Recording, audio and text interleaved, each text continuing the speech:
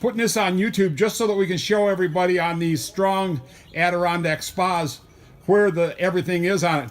You can see the controls right on the top on the front there, and all the electrical stuff is right on this side here. And you can see how these panels actually come off. They just come off with 4 screws, one on each side, top, bottom, left and right on there. So they pop off. You don't have to worry about them as long as you can get access to them here.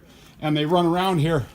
All of these different access sides come off here, just so you can see that, so that when you turn it, we end up running electrical through the bottom down here. You can kind of see it running down through here, and that's going back to where we want the power out. Then we just drilled a hole over by the electrical outlet going to the thing there. But just so that you guys understand what Strong doesn't tell you about on it, that'll help. Thanks. Bye.